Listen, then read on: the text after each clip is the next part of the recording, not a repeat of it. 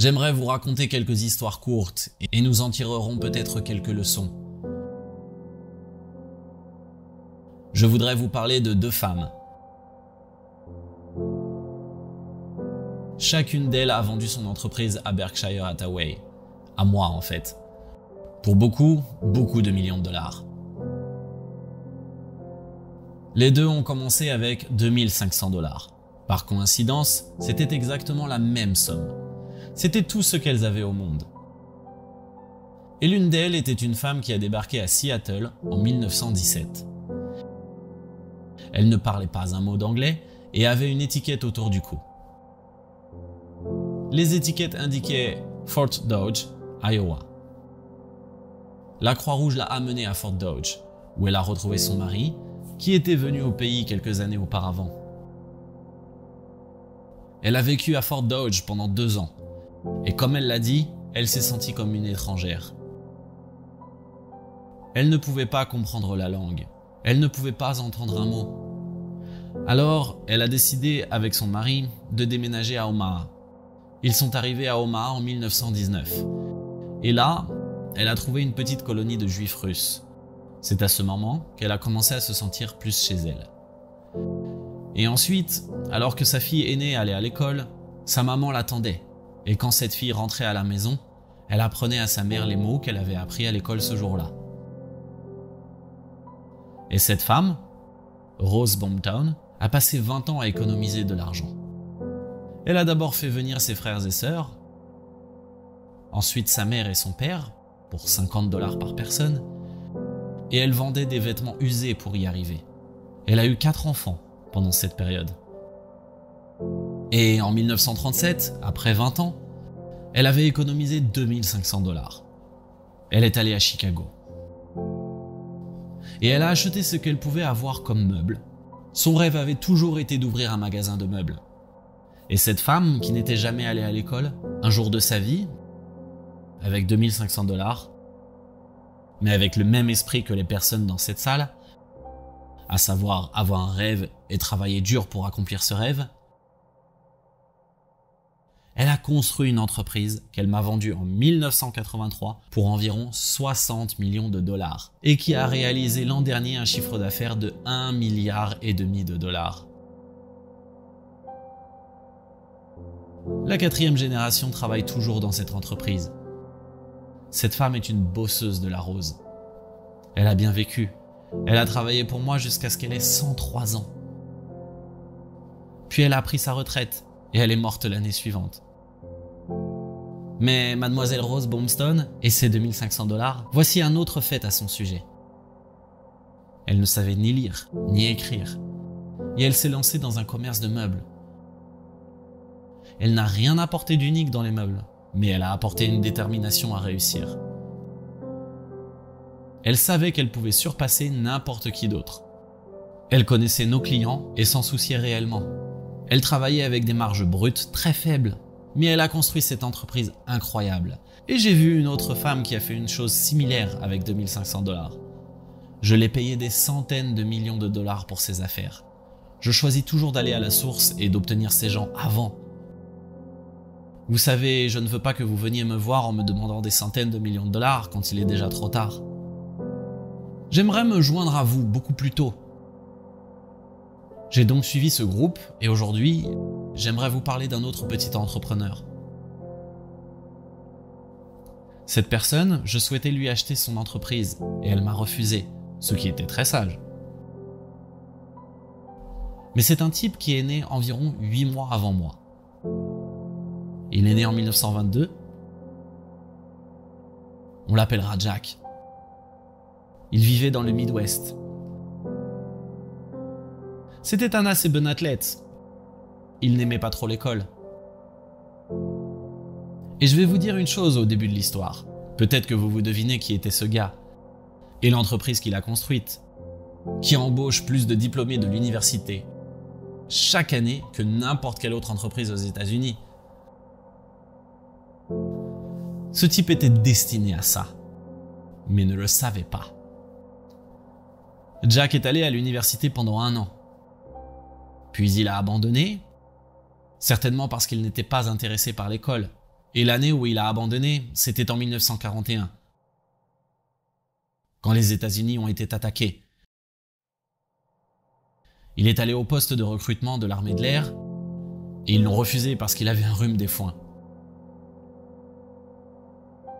Alors il est allé voir la marine et s'est à nouveau porté volontaire et ils l'ont pris.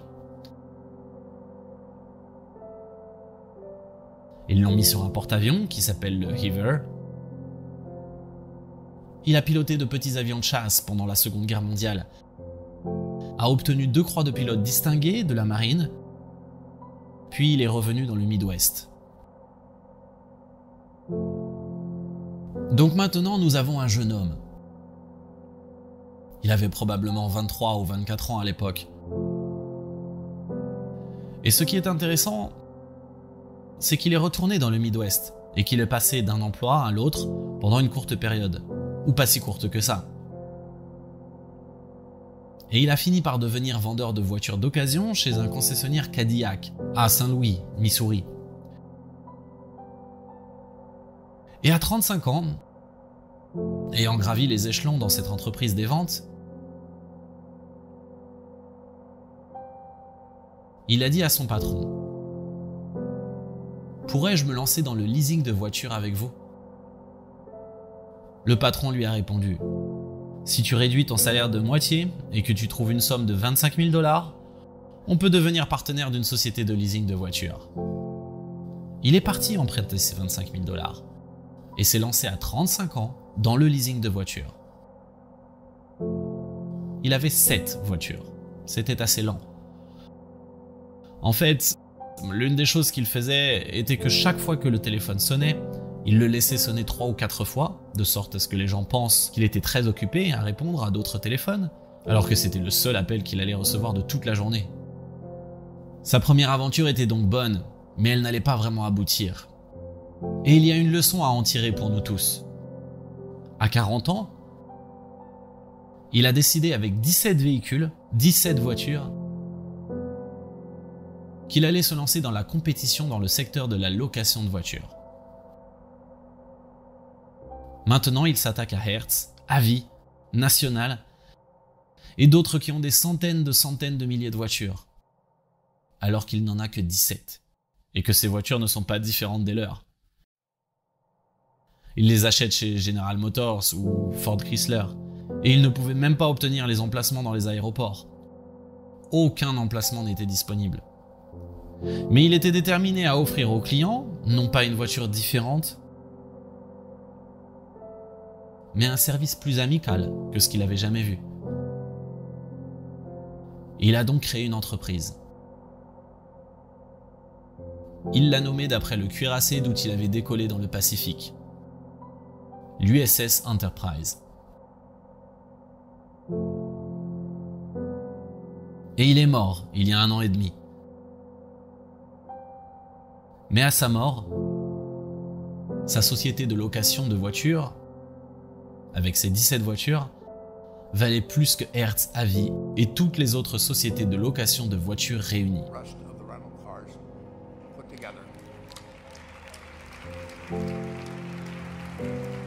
Le nom de l'homme est Jack Taylor.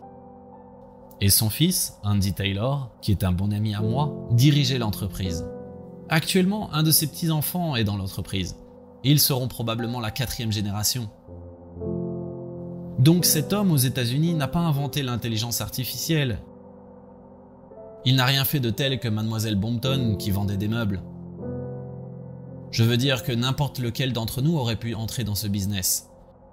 Mais il vivait selon le credo suivant: enchanter ses clients, travailler avec les gens et établir une relation avec eux pour qu'ils veuillent à leur tour ravir les clients. Il ne pouvait pas aller là-bas et s'occuper de toutes les possibilités de location de voitures. Mais il a appris à se projeter, à avoir une attitude envers son prochain et à vouloir, vous savez, faire de chaque client un ami.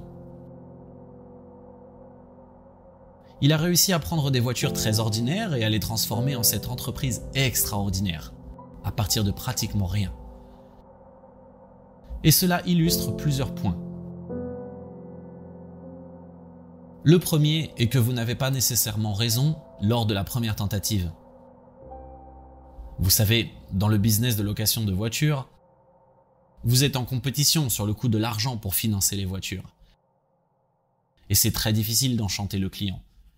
À sa première tentative, il s'est dit « Pourquoi ne pas simplement leur donner la voiture et recevoir mensuellement ses chèques ?» Et cette idée n'a pas marché. Mais à l'âge de 40 ans, avec toute cette expérience derrière lui, il a trouvé la clé d'or.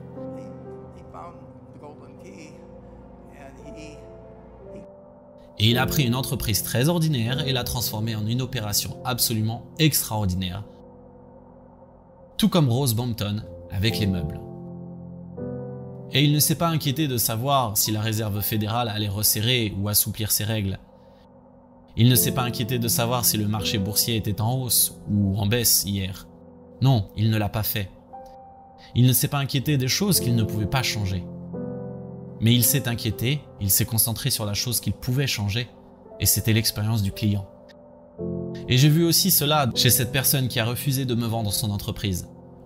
Je suis allé en Floride et j'ai essayé de le convaincre de vendre son entreprise de restauration burger. Et il a été assez intelligent pour ne pas le faire.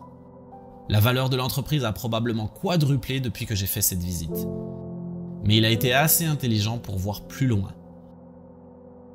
Henry Ford, comme vous le savez peut-être, a échoué 2 fois avant de créer la Ford Motor Company en 1903. Je veux dire, le test n'est pas de savoir si vous avez la meilleure idée d'entreprise du monde du premier coup. Le test est de savoir si vous continuez à mûrir au fur et à mesure que vous avancez, quelles sont vos forces et ce que vous pouvez faire pour vos clients, ce que vous pouvez apporter. Et pour cela, vous avez besoin de l'éducation que, je le sais, vous avez reçue de ce forum de 10 000 petites entreprises. Mais vous avez besoin d'un véritable désir, jour après jour, de ravir le client. Je n'ai jamais vu une entreprise. J'ai vu beaucoup d'entreprises, mais je n'en ai jamais vu une qui ravit le client et qui ne réussit pas. Je veux dire, ce que vous voulez, c'est que le client, le lendemain, se demande s'il veut louer une voiture ou acheter des meubles. Vous devez vous demander, qu'est-ce qui leur passe par la tête?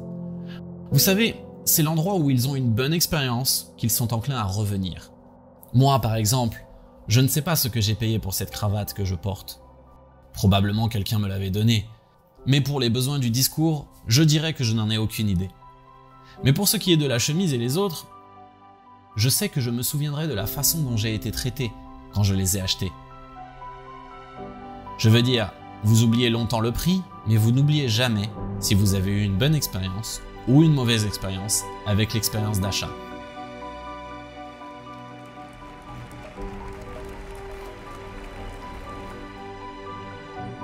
Vous aurez du mal à trouver une personne qui a vécu une expérience merveilleuse, une expérience enchantée en achetant quelque chose qui ne va pas revenir. Et de la même manière, si le souvenir est celui de la grossièreté, de l'indifférence et de tout ce qu'il peut l'être, elle ne reviendra jamais. En tant que propriétaire d'une petite entreprise et au fur et à mesure que vous vous développez, vous devez non seulement être capable de projeter cet intérêt pour le bien-être des gens, en les éclairant vous-même, mais vous devez le faire par l'intermédiaire d'autres personnes. Et vous ne pourrez pas le faire par l'intermédiaire de personnes qui ne se sentent pas traitées équitablement, dont les opinions ne sont pas prises en considération ou ne sont pas prises en compte de manière appropriée.